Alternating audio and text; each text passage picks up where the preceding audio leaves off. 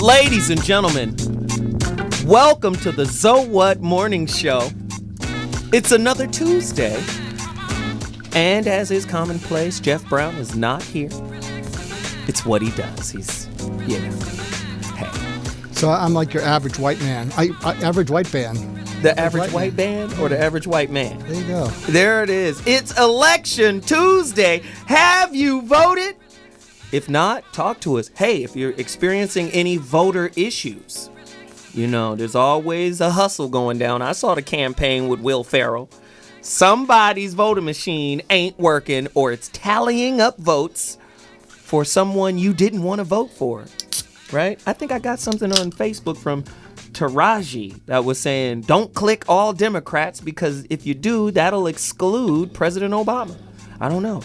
If you're having any voter irregularities, somebody call us at 323-965-1600. I want to welcome you once again to the So What Morning Show here on rmconair.com. Great, man, let me tell you, when I tell you I got some topics that's going to be crazy, and I got a special guest that's going to blow the roof off the mug. It's going to be crazy. But before I do all of that, let me introduce 1/3 of the team. We're waiting for the other third to complete so we can form Voltron, but he's not quite here yet. Let me introduce none other than our resident doctor, Dr. Mark Goulston, author of Just Listen. You got to get this book. It's incredible. Listen, I was on a plane on my way to Arizona, and I'm going through the Sky Mall. You know how you do on the plane, and especially with the Sky Mall. You don't let the stewardess see you rip out pages. Oh, I like this. You rip something out, fold it up, put it in your pocket. But I noticed something. There was an advertisement for, you know, an iPod kind of software where you can download the app for books. Instead of reading the whole book, it gives you the summary of the book, right? So it says, you know, get to the meat of the book quicker without having to read the whole book. One of the books in that stack was Just Listen. I was like, that's my co-host. This dude is a star. Welcome, Mark Goulston. How you doing today, man? I'm the always on time and occasionally and rarely funny co-host, and I'm glad to be that. Welcome to the voice, and this ain't the voice of reason. This is the So What Morning Show. What am I talking about? But let me do this really quickly. Did you vote? I'm going to after this. Can we ask who you voting for? I mean, I know it's a private matter and all, but everybody in here is black, and you kind of know who we voting for. Just cuz. I'm just saying. Once you go black, you never go back. Wow, ladies and gentlemen. And listen, my whole thing right now is to prove or disprove the validity of Psychic Wayne. Because Psychic Wayne did a reading on this show saying that President Barack Obama would win in a squeaker. He did say that, did he not? If he loses, should we just go all Inquisition on him and go burn down his apartment building? I don't know, but we should do something. We've already validated him as this great psychic. If he is wrong, what should be his punishment? 323-965-1600 is the number to dial. Chuck Doe is not in the building because I think the young 19-year-old intern / producer journalist went to go vote. So I guess apparently the lines are long wherever she's at. So she couldn't make it in today. She's getting a lot of positive feedback on YouTube, on Facebook. Everybody's agreeing to how beautiful and talented she is. And I'm very pleased to have her on our team. Unfortunately, she won't be here today. Also, because she's not here, somebody's about to get some FaceTime. If you ever wondered what DJ Mr. Number Wonderful looks like, here it is. Does he have camera access? Can we see this dude? Wonder no more. There he is, DJ Mr. Number Wonderful in the building, ready to roll. Let's do this. I want to take a quick break, but I think we have a caller before I take this break. Let's go to the caller real quick and see what's happening out in the world before we get into our stories. Caller, you're on the So What Morning Show. Holla at me. Hey there. Caller? Caller. That beat is cracking. Oh, well. We're going to get to you in a minute. 323-965-1600 is the number to dial. Reach out. Let us know. I'm going to take a quick break, but when I come back, I'm going to hit you with some stories. I'm going to introduce oh, man, you have no idea what's about to happen with this special guest, because we got into an argument last week. It was a very good discussion, and I feel like this guest is going to bring my point home. 323-965-1600. So What Mornings. We'll be back at 2.2. Talk to you in a minute. Many black voters claim the mistrust that lingers coincides with a widespread belief that people do make deliberate attempts either to thwart African American attempts to vote or to miscount the ballots once cast.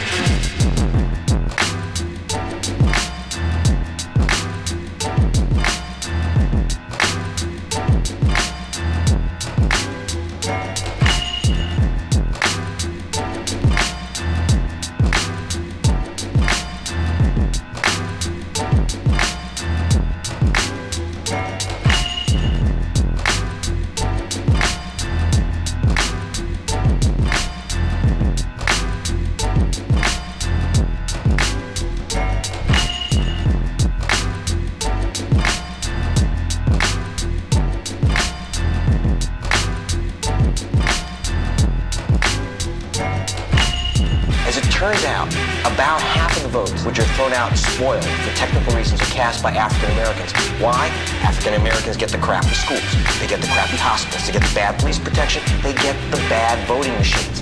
The main thing is there is no coverage on American television and American radio about the massive disenfranchisement of black voters.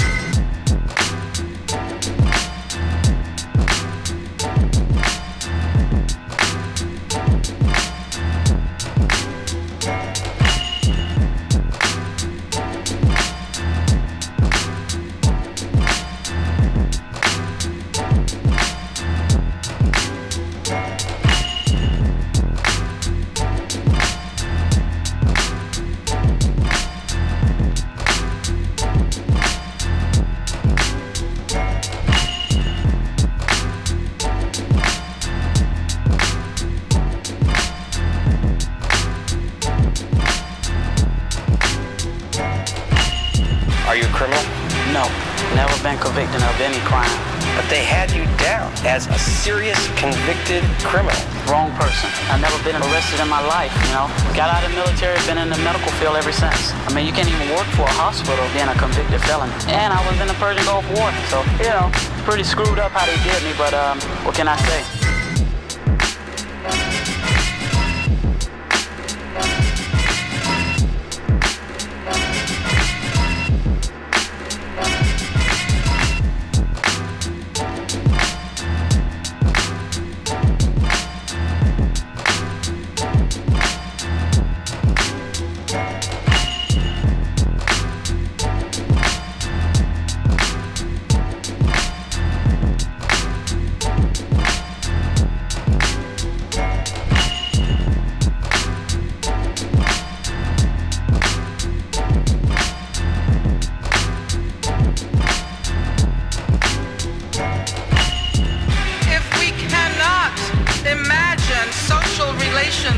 on peace and justice and equality, we will find ourselves caught up in the rhetorical universe that has been fabricated by global corporate dominance and its major spokespersons in the Bush administration.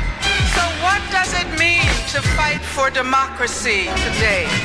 Another world is possible.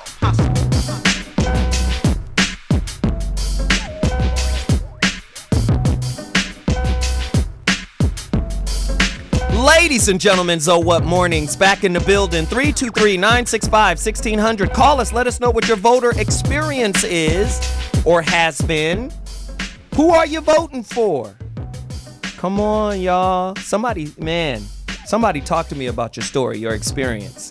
I saw something on the internet that said, if you're voting for each guy, whoever you're voting for, no judgment, but whoever you're voting for, look around and see who's in that guy's company. They were like, yo, somebody is voting for Romney. Look who's in Romney's company. And they started naming people like George W. Bush. They started naming people like Dick Cheney. Tell me if you think this is offensive. It's got to offend at least a few people. Let's hear it. What? Oh, Shut yeah. it off? Yeah, it's talking to us, Doc. When you talk about who's in whose company, Yeah. I think about wives, because my wife really stabilizes me. And it's not the easiest job to do. Right.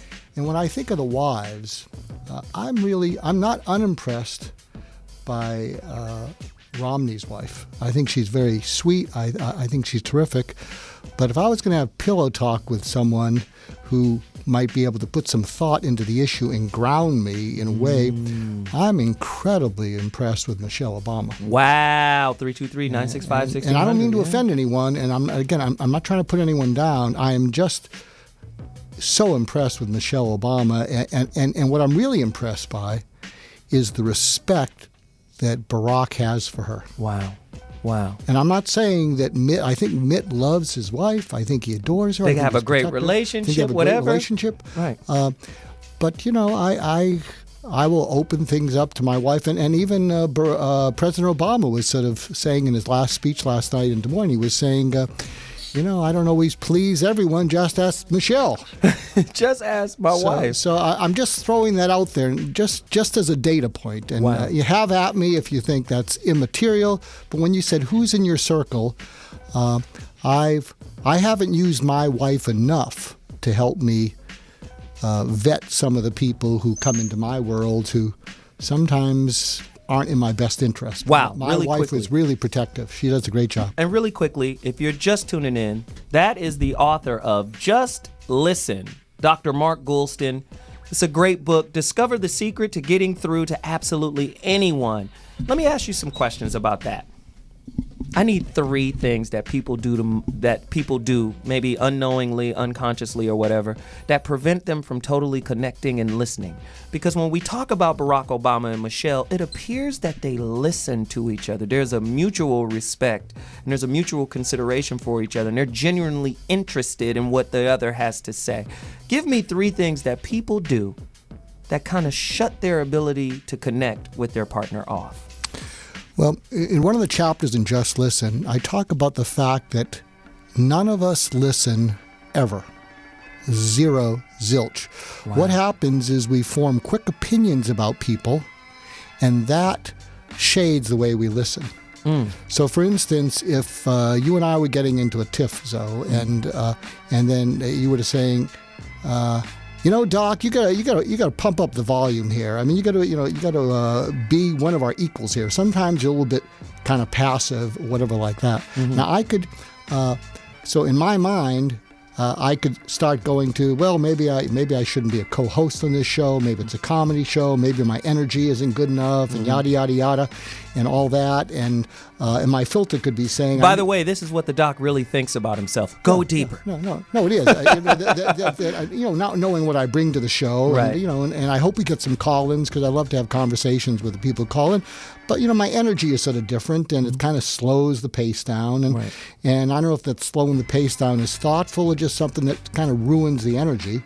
And so if my filter is, I knew it sooner or later, Zoe, you'd say, Doc, we thought it was going to work out, but it's not. Right. So that could be my filter. Right. And part of that's sort of true. Yes. It's just a matter of time before I wear out my welcome. Right. But if I were to say, what's that about, Zoe? Instead of assuming that you were saying, come on, pump it up or you're going to have to leave. Right. If instead of assuming that, I said, what's that about? And I think if you were to say, and Zoe and I have a great relationship, I think if you were to say, which I think is what you feel is, Doc, you and I kind of love each other. We have each other's back. Right. You have so much value to offer. If you wait for the baton to be given to you, Geoff and I are kind of aggressive. We won't give it to you. Just reach for the baton. It's not going to hurt you. Right. You're not going to be seen as too pushy. You're not Right. going to be seen as such and such. You have value for my listeners and our listeners. Just pump it up because I think so much of you. Right. But if my filter was you were saying pump it up or leave, I wasn't listening to you. And So- we all do that. If you're telling me, if I'm understanding you correctly, you're telling me that it's kind of a self-fulfilling prophecy, whatever predominant thought you hold, whether it be positive or negative. So if I'm sitting here thinking, oh man, I'm not doing what I should be doing, or comparing and contrasting, looking through this filter, the filter is creating that reality for me at some point, yeah? Yeah, absolutely. I'll give you an example that might strike home with some of our listeners. I remember I did this exercise with a group of parents, and imagine you had a kid, a teenager who's not doing his schoolwork, and you're kind of ticked off because you want him to, not drop out or fail out. And imagine you see him and he comes down from his room and he's in the kitchen, and you don't know if he's doing his schoolwork, and you said, so did you get your homework done for tomorrow? Mm-hmm. And he said, no. So the words in your mind are lazy, loser, he's not going to amount to anything. Mm-hmm. What is his issue? Mm-hmm. So can you imagine that you're listening like that if that's how you would see him, right? Mm-hmm. Mm-hmm. But what if you, instead of not listening to him, said, without any criticism, hey, what's that about? And what if he said something like, I did my homework last night, I did it the night before, and I knew if I told you that, what you would say is, well, let's see if you can keep it up. But I just heard that one of my friends got killed last night at a party we went to. And I'm a little torn up, Dad. So I got some stuff on my mind, so I'll get back to my work. But I need a moment. But I need a moment. Now, if he had said that, it would change the whole way you listen to him. Wow. And the sad thing is this happens all the time. Mm-hmm. We jump to conclusions. There's the inner critic. There's the inner judge. When we respond with appraisal, good and bad, right and wrong. And a lot of times it's a negative appraisal because of where we're coming from. Mm-hmm. I wouldn't have done it that way. This is how I would do it. That's how we're responding. And I think it really creates this disconnect between the giver and the receiver. You know what I mean? I'm trying to give you something and I would like you to receive it. Well, I can't receive it the way you're giving it. Absolutely. And it creates this kind of contentious dynamic. I've always been one to believe that in that contention, there is a gift, there is an understanding to be had, but there has to be a willingness to want to receive it. And the only way to do that is to put aside the ego and all of the filters that you were talking about. The filter might be you're attacking me. So I'm looking at it from a defensive space as opposed to, well, let me see what you have to say. Right? And be open to what you have to say. When I give talks on listening, and I ask people, what do you imagine someone looks like if they're not listening to you and think you're wasting their time? What's the posture you think if someone is just thinking, this is a waste of my time, I'm not listening to you? And most people will say, well, I think they're crossing their arms and they're looking up at the ceiling. Mm-hmm. Now, they may not be doing that in front of you, but in their mind, they're doing it. And so when I give workshops and seminars, I say, there's an old song, the hip bone's connected to the thigh bone. Well, the way our body is in its posture is connected to our mind.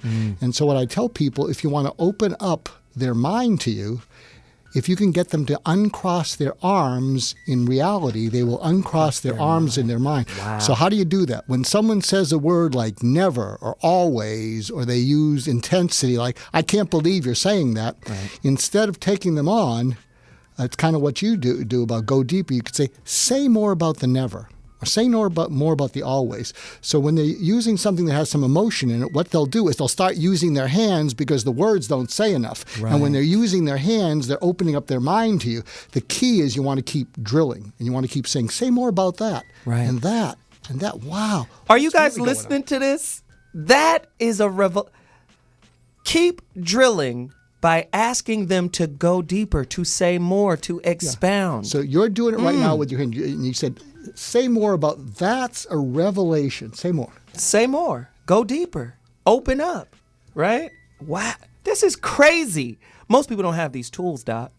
So in the book, can they get these tools in a practical sense and be able to apply it to their lives? People can get it in the book. It's on Kindle. I'm very humbled. This had no advertising, no book tour, and it reached #1 in Shanghai, Munich. It's in 14 languages. And if people will send an email, I will send them the Sky Mall copy, because that's an executive summary of the book in 5 pages. If they send an email to, well, I guess I'll give you my email. You can just send it to me. But right now, you're about to get a gift from Dr. Mark Goulston. the executive summary of his book. If you pay attention right now and write down the email. The email address is what, Doc? Now, that's the challenge. I got the weirdest name to spell, so bear with me. It's M. Goulston, M-G-O-U-L-S-T-O-N, M. Goulston at markgoulston.com, MARKGOULSTON.com. And that same thing that you see in Sky Mall magazine, where I'm humbled that this book is selected as one of their top downloads. Actually, it was their top download for 2 months. Wow. Out of 6,000 books a year or two ago. And I will send that to you free, but you're going to send me your email and just put down in the subject title, Just Listen Summary. Wow. Just Listen. And I love the subtitle. Discover the secret to getting through to absolutely anyone. Now, let me ask you this question before I move on to our break. Is it possible to break through and get through to absolutely anyone if those people, or if that person in particular isn't willing or open to listen to what you have to say? When do you just throw your hands up and walk away? It's interesting that you mentioned this, because with my partner, I've been putting on programs that take away negativity from people and organizations, completely eliminate it. Wow. And what we've discovered, though, the program is pretty good. What we've discovered is how we structure it. What we realize is the top 20% of any organization are positive people. They're seekers. They're curious. They try to improve themselves. The bottom 20% are naysayers. They come into a meeting, they're looking at their email, they're looking up at the ceiling trying to get other people enrolled in their negativity. They don't want to be there. And what happens is they corrupt the spirit. And the middle 60% they're not rah-rahs, but they're not naysayers. So in our program that removes negativity, what we do is we don't include the bottom 20%. We take the middle 60%, bring them up into the top 20% of positivity, and then what happens is the bottom 20% become alien to the culture. And after a year, they leave. So imagine a great company like Costco or Trader Joe's, a group of gossipy people, employees, could not last there because they would be alien to the culture. They would start gossiping and people would say, well, we don't do that here. Wow. And so in answer to your question, I think there are some people that are dyed in the wool through and through negative. Wow. And what you don't want to do is spend all your time trying to convert people that you will never convert. And this is what you were talking about last week as well, right? Right. And I think one of the greatest tragedies in life is ignoring the people that really care about you while you're chasing after the people who never have and never will to get their approval. Wow. That is one big waste of time. Wow. We're about to take a quick break, but before we do, what propositions are you for or against? I'm going to send that question out right now. You got to link up with Dr. Mark Goulston, get the 5-page executive summary of Just Listen by Dr. Mark Goulston. Send him your email address. But what propositions are you for or against? What about that Monsanto and the Frankenfoods? What about the porn initiative? There's a lot of stuff out there right now. Somebody call us right now and let us know what propositions you're for or against. The number is 323-965-1600. I'm about to take a quick break, but when I return, topics, guests, phone calls. We'll be back at 2.2.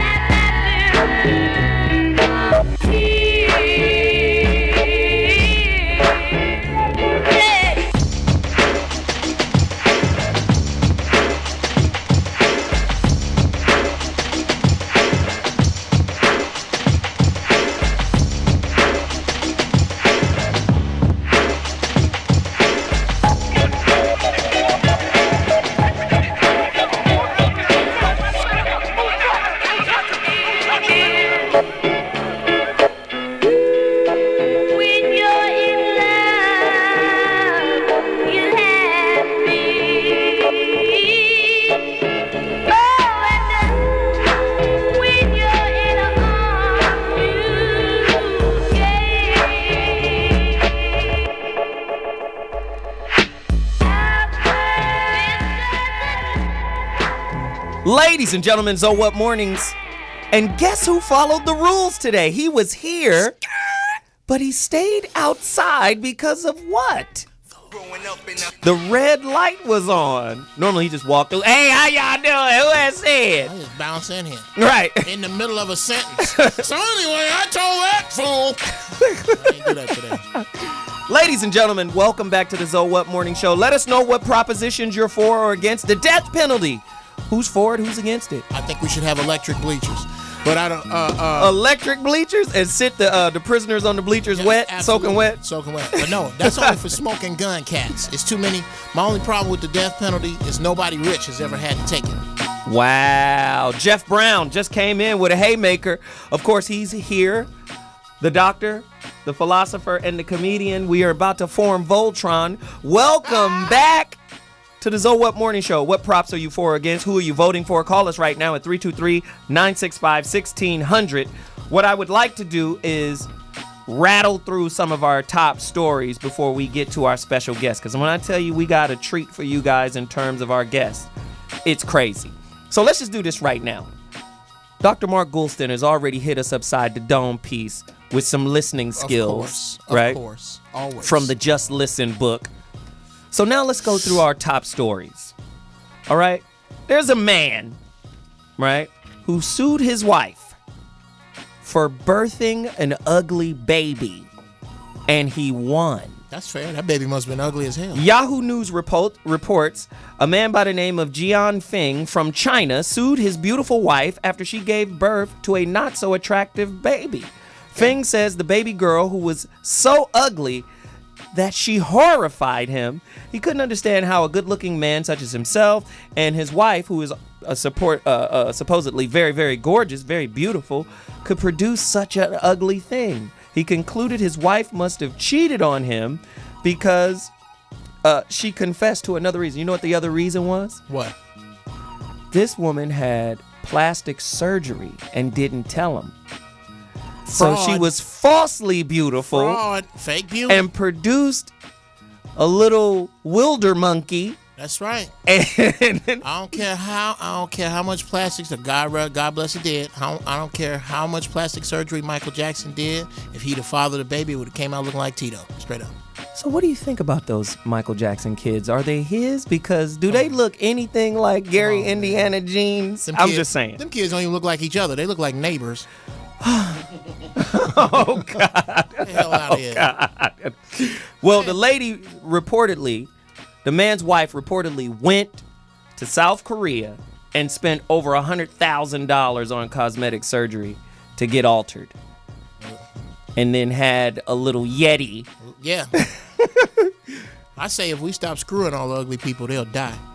I really think. What? Yeah. What? We should stop. We should be a moratorium. No screwing ugly people. Okay? But aren't beautiful people the most messed up? Doc, what do you think? I think being a handsome cat that you are. Oh yeah, sure. I think what happens is beautiful people sometimes get obsessed with it, and it's never enough, so they start looking like this, with their face all pulled back, and they get caught up in that. And what becomes ugly is they become so focused on how they look, they don't get focused on anything else. I actually heard an interesting story, which is not about beauty, but it's about wealth. Go deeper. It was, but it's along the same lines. What did the happy millionaire say to the unhappy billionaire? I don't know. Go deep. Give it up. The happy millionaire said to the unhappy billionaire, "I have something that you will never have." And the billionaire said, "What's that?" And the millionaire said, "Enough." Wow. From the free throw line, ladies and gentlemen. But again, and I think that's the problem with the beauty thing is that for a little bit, I think you start focusing on it. And this is off, and I'm going to add to it. And then you see some of these disasters where I think medium attractive people go, get a little bit beautiful, but then they become really weird. And then I think they're off the charts. Yeah. And keep in mind, because you're beautiful, quote unquote. Shout out to Vivica Fox. Yeah, wow. Wow. She looked like she had a wrestling match with a scalpel and lost. And why? But let me just say, in terms of beauty, it's an inner quality more so than it is an external quality. Not in this world, unfortunately. But it really is. Yeah. It really is. When you meet a beautiful person, they might not be the most aesthetically Pleasing. pleasing, but when you meet a soul that's beautiful. Yes. When you meet a soul that is empowered from the inside out, it has a different effect on you. Absolutely. So, and this is what bothers me too about the cosmetic industry. All over the world, the number one selling beauty product, except in America, Fading cream. is skin bleaching. Yep. In all of the third world countries, India, Africa, Asia. And these are all melaninated. These are all melaninated places.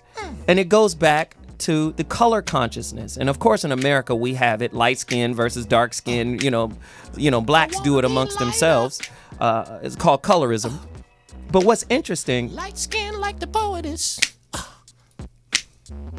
what song is this? I said, I want to be lighter. This is a GB Wonder.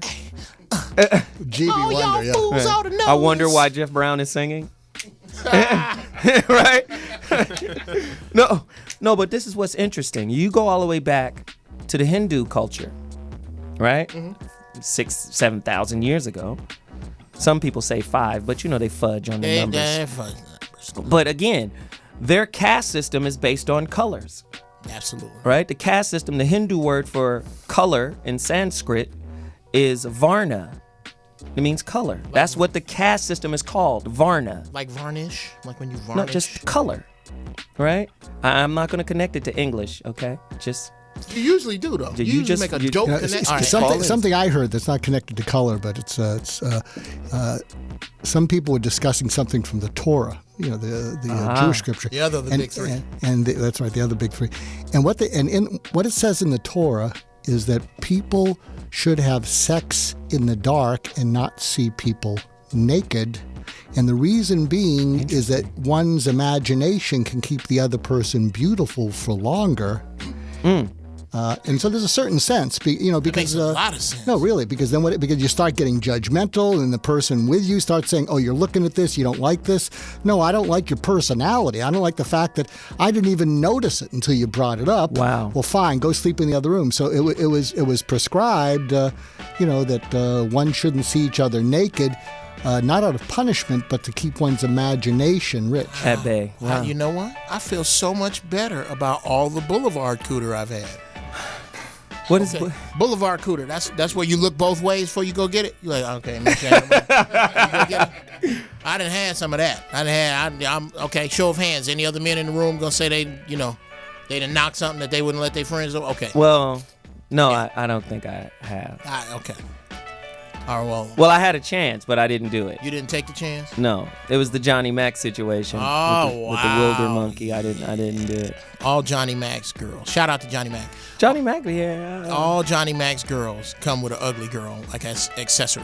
It's like a little clutch. He got a dime little hanging bag. out with a foe. I don't know why. Okay, you got to take the foe. What is that, Johnny? That's wrong. Well, hey, it happens to the best of us. Let's move on to the next topic. I'm going to make a special request, a Heffa-clocker request. Absolutely. A what? A Heffa-clocker. It's a company that Jeff Brown started. Yes. Heifers need to get clocked too, Heifers need to be busted. right? It's the Okay. Heffa-clockers. Here's the slogan, okay? No man should hit a woman, but that don't mean you can't pay somebody. 323-965-1600. Reality star Natalie Nunn. People know her from the Bad Girls Club. And I really believe, man, these images that we're putting out there for these young girls to see. I got a 12-year-old daughter. She'll be 13 next month, man. Wow. I think we have to take some level of responsibility. Just in America, this is how this works. You don't have to be nobody. But if you write a book, you're now an authority. And then don't let that book sell millions of copies. You're now the preeminent authority. Going to college. You ain't had to do nothing, really. You ain't had to read nothing. Let the book be interesting and sell and catch on. You're an authority. So what happens is these celebrities, right, or reality star TV. I mean, look, you got, what's the girl from Jersey Shore? Snooki. Snooki. She's on the cover of People magazine. Stole my uncle's name. That's horrible. And just because just because she's a Jersey Shore star, now anything she says or does or endorses becomes vetted because it's her. But who is she? What quality, what value? Not to say she doesn't have any quality. That's not what I'm saying. I'm saying it. The point I'm making is, in America, if you succeed in a corporate infrastructure, if you're now people are following you, it's just like, oh, I got 1 million followers. Why? It doesn't matter why. Let's give him a TV show. Let's give him sponsorship. Let's back him because he has access to 100 minds. So look at Natalie Nunn. Is she teaching our young girls how to be disrespectful? This is a Heffa-clocker moment. Natalie Nunn is marrying a man by the name of Jacob and was recorded viciously cursing out her fiance and her friends in a demeaning way. She also got in his face, and here's the key word, and I want Doc to weigh in on this. She taunted him. Why do women taunt men? Okay. Heffa-clocker moment. Talk to us, Geoff and Mark. Okay. I need to put an addendum on that. Women don't taunt men. Women taunt men they know they can get away with it with. Okay? If you got that cousin Crazy Charles, that dude that'll beat his girl in front of her daddy, he don't ever have that problem. He don't ever, because she know this dude will put them doorknobs on her like she broke in his house. But we're not justifying that. No, I'm not justifying it, but I'm saying if you're not going to talk to, shout out to James Hanna, if you're not going to talk to your man the same way you would talk to Layla Ali, then you punk and you a bully. A lot of women have been trained to bully their men because they know they can get away with it. They know that if he hit me, now I can jump back in my place. Oh my God, I'm calling police. I can't believe you did that. So is Billy Badass up to the victimhood line? Yes, which is why I shout out to Greasy Linda, my cousin. Linda? I got a cousin named Greasy Linda. Melinda, I love you to death. My cousin, and she ain't really that big, but dude, if I had an issue with a girl in a room, I could whisper, you see that girl in the red blouse? I need you to handle that. And my cousin Melinda will go in the bathroom, Vaseline her face up, and come back and put them paws right on that girl. Wow. Need to have that in your life. urge people to go out and YouTube the video of Natalie Nunn going off on her fiance, and you can see what we're talking about. And what we're going to do is, this is going to be a segment, called the Heffa-clocker segment. And whenever they step out of line and do something that I think is unbecoming to a woman, and especially if they have a platform that can influence younger women, we got to call them to the table. The Heffa-clockers moment. Yeah, Dr. Mark, what do you think? I think there's a saying that men want women to stay the same as when they met them, and women are always trying to change men into something else. And so I think what happens is, I think it's true. That's meat and potatoes right there. So I think women are always noticing things. Now, what upsets the woman is the woman will say, I am only doing this to improve you. Why are you so offensive or offended by this? Well, one of the realities, and one of my friends said this, and I kind of agree with it, if you can accept in your relationship, and call and rip me apart for this thing, but if you can accept in your relationship that all women are crazy or at least crazed, but all men are babies. If you can just accept that, you'll be very happy. Yeah. Because men are babies. We are babies. We're thin-skinned. You tease us. It's amazing what we can deal with in the outside world, but you come home and you take an attitude, we are babies. And so what happens is women see these little things and they want to fix them. And part of it is actually one of the reasons, the deeper reasons they want to fix it, is that the most important thing to a woman is that she can look up to the man she's with. Ooh. And when she sees these little things that cause her to lose respect for the man, like when he's BSing another man and when he's posturing or whatever, what happens is it's incredibly painful to a woman to lose respect for the man that she's with. It's not that important for a man to respect a woman. That doesn't mean he should treat her disrespectfully. And so what happens is the woman is always trying to fine-tune. Well, if you did that, I'd respect you a little bit more. If you stopped doing that, I'd respect you a little bit more. But what happens is men just feel picked apart.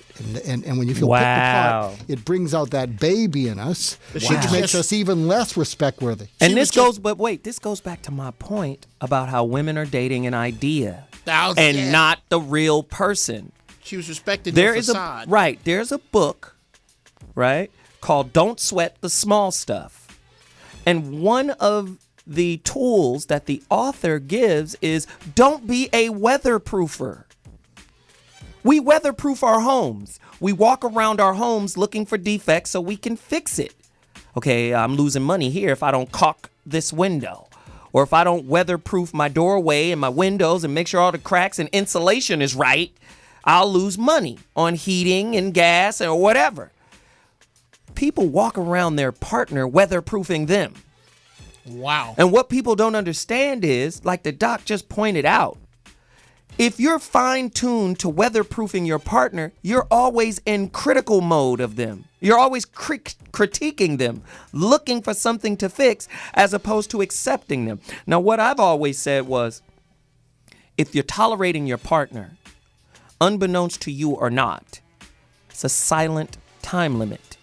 Because you can only tolerate so much. You're going to run out of talent. So as the doc pointed out, she's looking for little things to try to correct so she can maintain a balance of respect for him, but she's never really been in relationship with him. She's only been in love with her idea of who she thinks he should be. And this is how we get in trouble in our relationships. One of the other things where it picks up speed, and Geoff, I want you to weigh in on this because you have kids.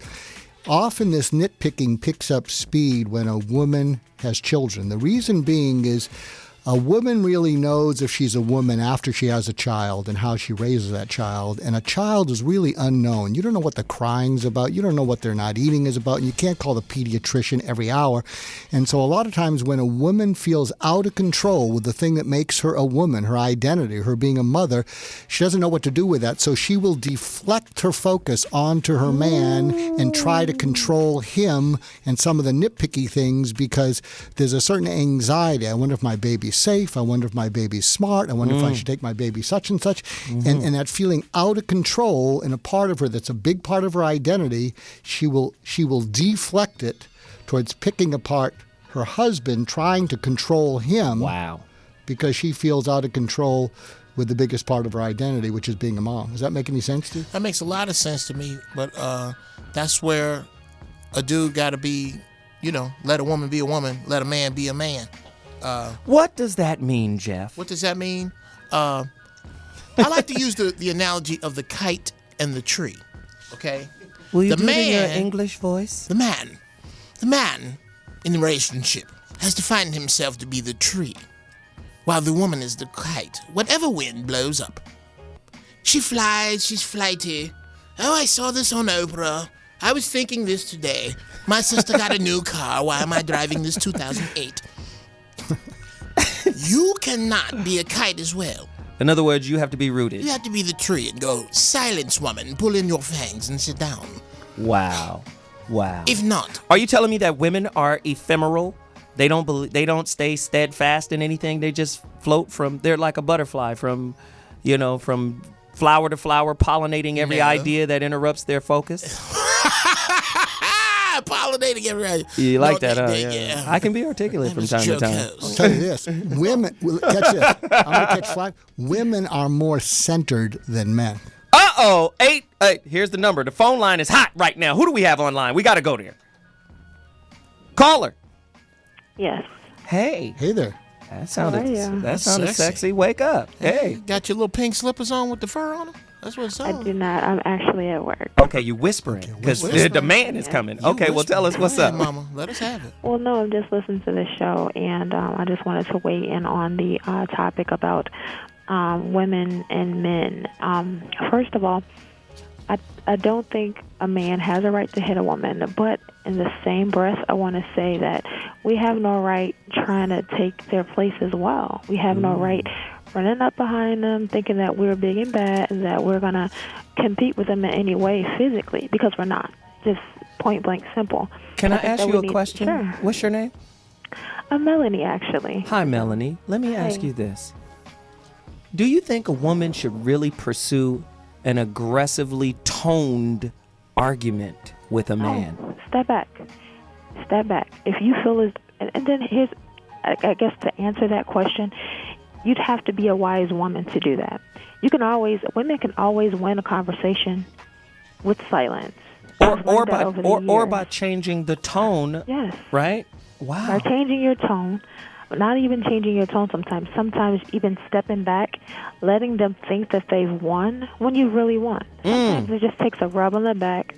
Sometimes it takes a, you know what, sweetie, I think you're right, but maybe we can look at it this way. Sweetheart, maybe we can look at it this way. Sounds like you sound like a grown woman. Where are you calling from, honey? I'm from Chicago. Hey, Chi. There you go. I knew it. Chi-Town, stand up. Okay, Girl. Dr. Goulston wants to speak to you. Melanie, you got a man in your life?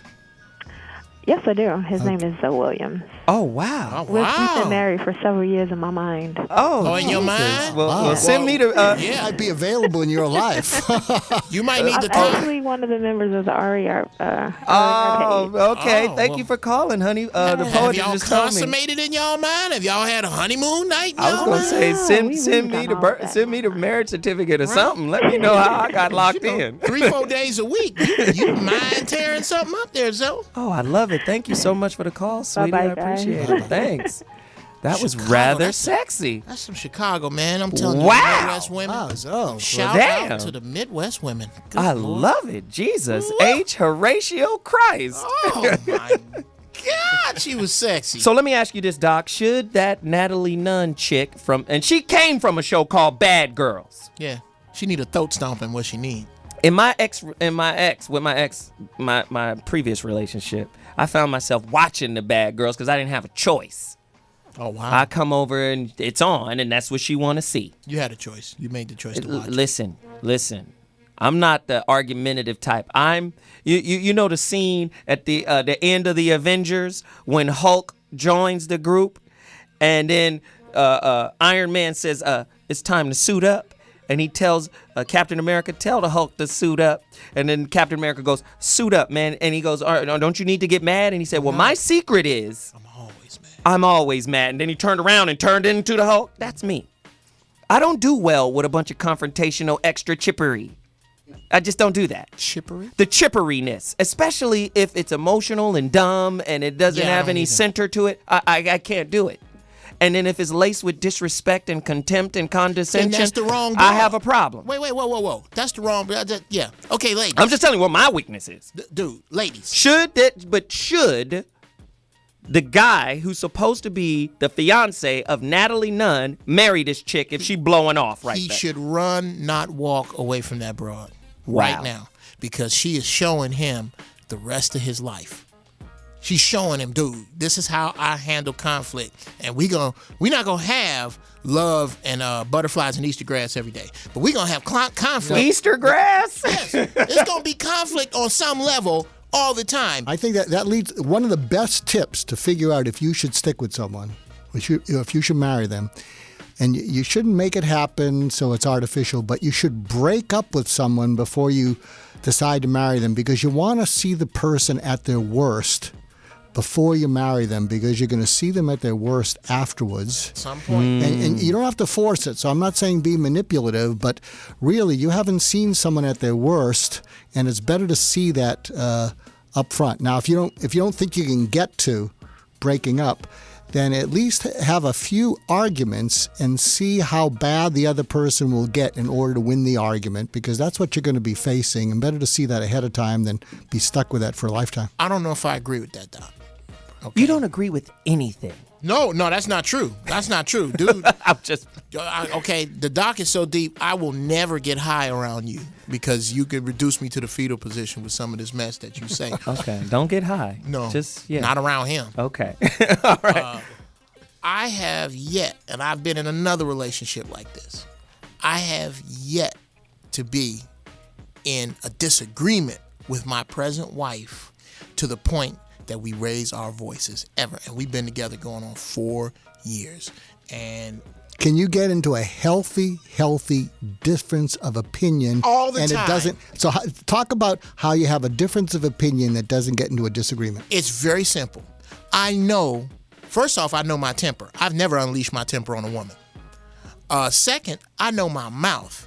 I used to tell my ex-wife this: you can say your ding-ding is small, you can't screw, and these ain't your kids. And when it's my turn, you gonna cry, because I got a nasty mouth. I would never, ever turn that on her. So when there's an issue, We go, look, we got to talk about this. What if you're a punk if you try to leave? What if you're? I don't deal with that kind of woman. I've had that kind of woman before. I just wanted to throw that out there because Yeah, if you're a that's punk, always if there. you try to leave, well, that's because you're putting weight on her funky words. When I say leave, I mean distance yourself from the present From the conflict. situation. Yeah. What, you a punk? You leaving now? You a punk? I'm leaving. I don't care what you say. You putting weight on her words. At a certain point, with a certain individual like that, you turn them off. I'm not going to turn that individual off more than once and still be with that individual. That was the mistake I made with my last wife. Wow, good is stuff. That I had to keep I'm learning around. a lot. 323-965-1600 is the number to dial. Please chime in and let us know what your voter experience is. I want to keep reiterating that. Let us know what your voter experience is. Are you experiencing long lines? Yep. Are you standing in line right now? Are they trying, depending on your hood, are you having more difficulty than, say, somebody on the other side of town when they walk into the Pleasant Library and there's only a few people in there and it's in and out, you get to vote and it's calm, it's great. You know, That's where black people you remember always... Ohio, you remember Florida. These are all battlegrounds still that used to have very, very, problematic situations regarding the voting process. Somebody call us right now, 323-965-1600. Okay. That's the number to dial. I got to move to the next topic. I thought we was on vote. No, that's just the undercurrent, the understory that you missed. I got something. Standing in the hallway. Anyway, there was a painter. Anti-Obama painter paints a creative piece and titles it Runaway Slave. According to VladTV.com, reports that a painter by the name of John McNaughton has made an extremely controversial political piece depicting Reverend C.L. Bryant, a producer who recently produced a documentary that hold the liberal government responsible for the oppression of Black America. The painter says the Democratic Party has brought the demise of Black America. And the painting is called A Runaway Slave. Okay. My question is, because if you look at Tavis Smiley and Cornel West, they've been banging on the president for 4 years. Okay. Yeah. About their treatment of the black community as a whole and talking about where's the black agenda. Right. Should a black president have a black agenda? Now, this is the first time this president has created precedents. Mm-hmm. So has any other president said, what's my black agenda? And should a black president be held to having a black agenda, or should he just have an agenda for American people? Somebody talk to me. Doc? That's a really interesting thing, because if he has a black agenda, given the way people think in politics, look what happened about when Colin Powell endorsed President Obama, and then the pushback from that right. Ann Coulter. Well, maybe the Sonomo, the guy from New Hampshire, pushed back, said, well, maybe he endorsed him because, well, you know why, they're the same race. So it's I think it's I could see how the president would feel like he'd have to go out of his way to not be pushing a black agenda, and is that doing a disservice to black people, the black community? Wow, that's a good point. Geoff? Are you sure? Unleash the hounds. Unleash it. There you go. Are you sure? I think his first term was purely about towing the line. This next term, pepper jack sauce all over the place. I bet he's in the national anthem about to be Flashlight. Is it? He about to come with it. Cutie Pie gonna be the national anthem. You're the reason why. No, I think it's unfair to say that any president, any person is supposed to ignore their people, especially with as many promises that have been broken to black people in this country. But isn't broken promises to black people par for the course in this society? Absolutely. So why we getting bent out of shape? I'm not bent out of shape about it, because I understand that America is a corporation, and the CEO of this corporation just happens to be black, and he is beholden to the stockholders of this corporation, and he got to deal with them first before he can ever get down to the people who buy the product. So who would the stockholders be? Would that be corporations? That would be the wheels behind the watch, brother. The president is the hands on the watch. Wow. Everybody that don't get elected, the people who are responsible for a black man even getting close Those people are the wheels, the people you never, ever see. So the president can't tell you what time it is. He can only show you what time it is. Wow. Because it's the people behind him that's telling you what time it is. And So this is the thing that bothers me, and we talked about it last week. And I brought somebody in here that's really going to pepper jack sauce on all the stuff you was talking. Okay. Yeah, I done brought somebody in. Is in here today? Yeah, from the bottom back to the top. You mean the dude with the flat stomach and the freckles? That dude. I ain't brought him in yet. We gonna bring him in. All right, ladies, we're going to get the camera on this dude. Especially ladies in the Midwest. Y'all know, y'all love light-skinned dudes. Oh, damn. Dark skin is in, but the light-skinned dudes, y'all still got y'all flavor. Call us right now and tell us what your voting experience is. Before we move on to our special guest, I want to hit up a Mitt Romney story. Yeah, I'm great. Good old Mitt. Good old Mitt. Romney came out and spoke about his religion, Mormonism. Did he speak about the tails and the monkeys? And in 1978, the Mormon Church decided to allow blacks to have an open involvement with the religion. Before then, black men did not have full rights in the church. Mitt Romney spoke. Was he a Mormon before 78? Yes, he was 31 years old. Okay, cool. He was grown-ass Mormon. Says it all. Right? Go Mitt ahead. Romney spoke on Meet the Press and told of his experience at the age of 31 when black males were given an invitation to the Mormon Church in 1978, where he describes himself as pulling over his car and crying for joy at hearing, "Black men can join the church now. Full rights to all black men. I no longer believe that the angels who decided to go with Lucifer were cursed to be black." That's their religious belief. And he pulled over and cried because He said he cried. all his homies that he hang with can now be Mormon. Is that why he cried? Really? I'm just saying, how many of you guys believe that story? Because now is a good chance that some of his kinfolk could be mixed. Is that why he was crying? Wow. So now Go deeper. Go deeper, Geoff. Go deeper. That that the Mormon basketball team might make it to the Final Four this year. Wow. Is that why? Why was you crying? I want to know why you was crying. I want to know where the joy came from. I want to know what you was joyous about. Doc, do you feel like what he said on Meet the Press was genuine or disingenuine? Do you feel like, because for me, politicians are, they're fork-tongued. And unfortunately, this applies to Obama as well. Absolutely. Obama said, he was going to overturn the Patriot Act. He didn't do that. He extended it. He said, I think when you have so much pressure on you about what you're supposed to believe by all your handlers, all the wheels behind the in the watchtower, and a lot often you drop out what you do believe.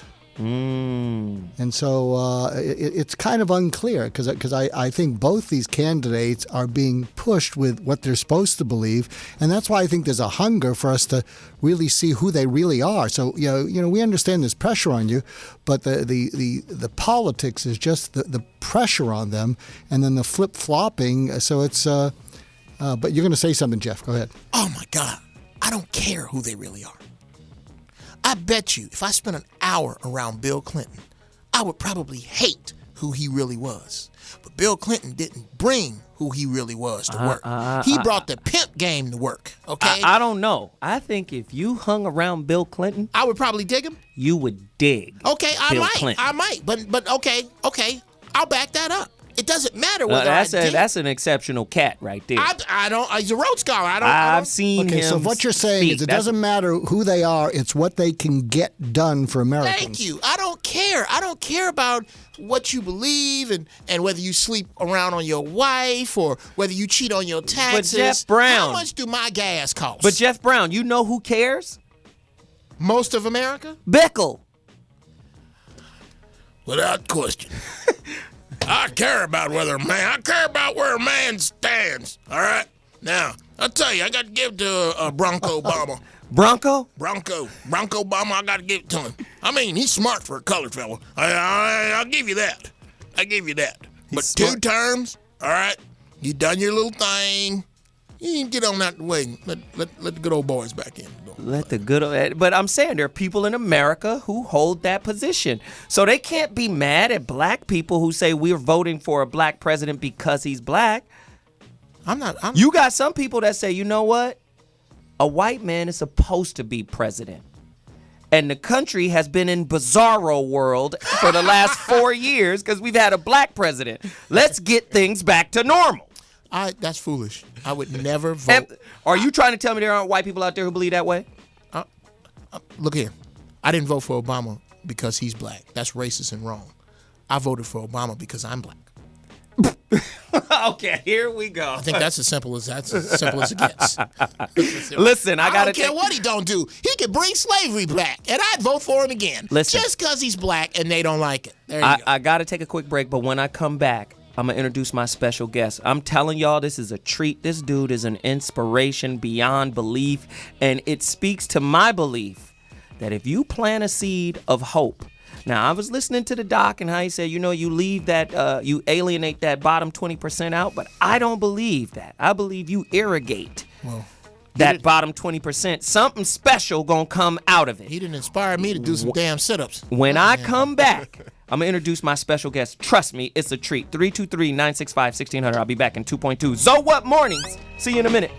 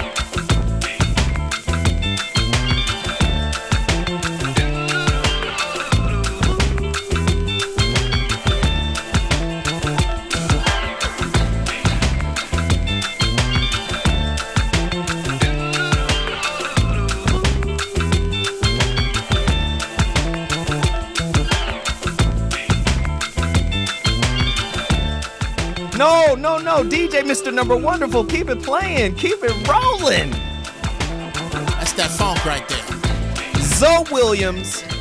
Hey, it's the So What Morning Show. It's the philosopher, the doctor, and the comedian. Jeff Brown is the comedian. The doctor is Dr. Mark Goulston. piano with two windows that don't work. Hold on, man. He is the author of Just Listen, Discover the Secret to Getting Through to Absolutely Anyone. And really quickly, earlier today, he said if you email him, he will give you the 5-page executive summary of his book that I talked about that's available in the Sky Mall magazine. M. Goulston, MGOULSTON at Mark, MarkGoulston.com. M. Goulston at markgoulston.com. Email him and reference the 5-page summary. He will send it to you for free. Get his book. It's a cold situation. Please support the movement. This is what we're doing. And also, don't forget, text ZO to 90210. And a lot of people are confused. So, How you do that is you put ZO in the message, and where the number goes, the contact goes, you put 90210. And you'll get my electronic business card, ZO to 90210. You'll get all my information. And my new book is coming out, The Relationship Dismount, February 2013. It's already written. We're editing right now. It's a cold piece of work. It's a monkey knuckle. light skin dude. Okay, and Geoff Brown, really quickly, where can they find you information-wise? At GB Funny Style. Soon to be up on SoundCloud. Geoff Brown's Ignorant Beats and Ringtones. Also, I got some ignorant ringtones. I got the kind of ringtones get you fired if they play at your job. Right. You need to have my ringtones and coming very soon, audio to Heifer Clockers, audio to all our sketches. It's about to be crazy. We about to throw a grenade in it. Let me tell you right now. This weekend, I did a seminar in Arizona. It was called Destined for Greatness. And we also did a relationship round table. Let me tell you, the relationship round table, I told them, I'm here to make you uncomfortable. Damn. I'm here to make you uncomfortable. I know you got some beliefs that you think work for relationships, but I'm here to turn all of that upside down and break all that down. And I took off from the free throw line with a blindfold on with one tennis shoe. And just did a 180 and just tore the rim down. They didn't even know what hit them. And I met a young man there, dude, that inspired me to the nth degree. And it reminded me of the conversation that we were having last week on this here show. Okay. And specifically to your point, black folk and the N-word. Yeah. Leave the N's out of the game. And let's just work with the black folk and move forward and proceed. Okay. And the doc said something very poignant. The doc was like, the defiance that I was talking about. Like, we were talking about young black boys in school. And I'm telling you, me and this brother that I'm about to introduce, we were working hands-on with 2 other speakers that were brought in to talk to these kids that were from Job Corps, that were from juvenile hall, that were foster children who don't have a direction. And let me tell you something about Zoe Williams. Tell me something about Zoe Williams. Zoe Williams is always weatherproofing himself. Right on. I'm no angel. You ain't telling me nothing about Zoe Williams. I knew that. I've done some foul things in my life. Foul? As recently as last year. Rob the liquor store. I'm just saying. I'm not perfect. Push little kids But down. let me tell you something. Iyanla Van Zant said something on my show. She did a year and a half ago. We did a show called Sticks and Stones Will Break My Bones, but Can Your Words Hurt Me Worse? It was a show about verbal abuse. And she said, Zoe Williams, it's not people that are bad. It's people having bad behavior. Just because you do something bad doesn't make you a bad person. And sometimes we got to connect to these kids. Because a kid can make a mistake and then that mistake be labeled, be branded on them. You're this kind of person. Absolutely. Just because you do something bad doesn't render you a bad person. What does? Listen, your ability to not take responsibility for what was done makes you a bad person. To me, non-accountability leads to that.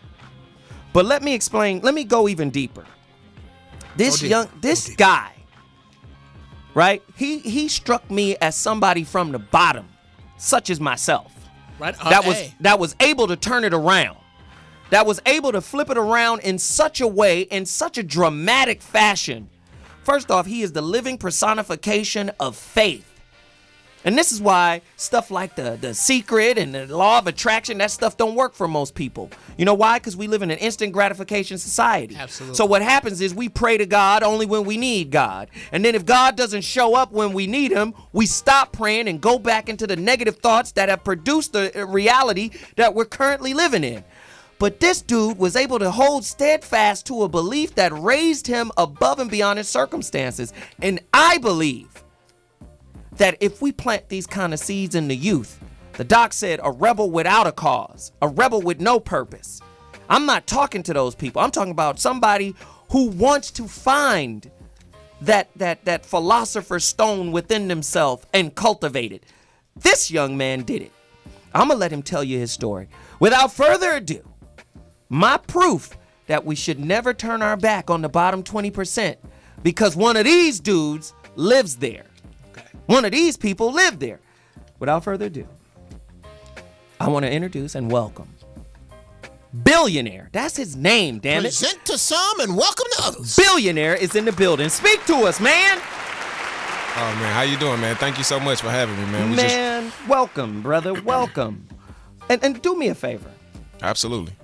Because we can't play your video, tell us your story. I'm going to pull back and just talk to that microphone like you're talking to billions of children who need to be infected by the story you have. Tell us your story.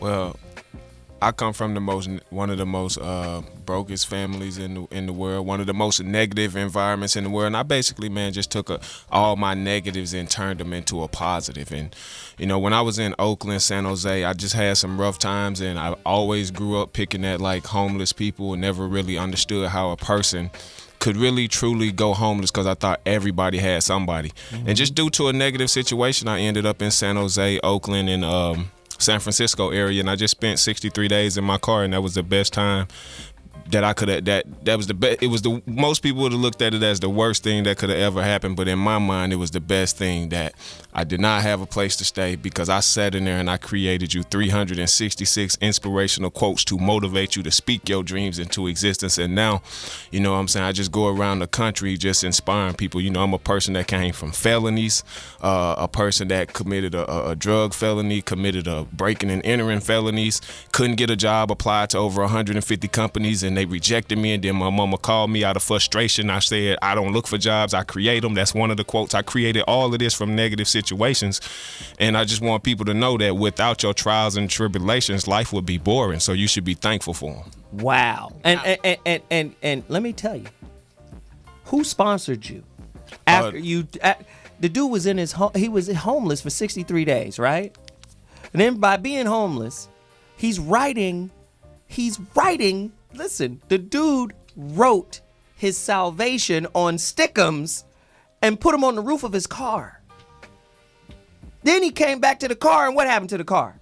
When I was in the car, I did some soul searching with myself, and I found out that when you go out to the world, if negative things are happening, continue to happen to you, it's not the world, it's you. Ooh. And so with me, I hate to interrupt you, brother, but you're gonna have to say that again. It's like with anything that you do in life, if you step out, I don't care if it's a relationship, if it's a job, if they continue to fire you, it's not the job, it's not the people, it's you. Come on. And with me, I had to just go ahead and admit that to myself and say that I was the problem of why, because you become the environment that you hang in. And if you think about it, police officers hang with police officers. Drug dealers hang with drug dealers. Broke people hang with broke people. The rich hang with the rich, and the wealthy hang with the wealthy. Wow. And so I had to remove myself from that negative environment and put myself around people that spoke dreams into existence.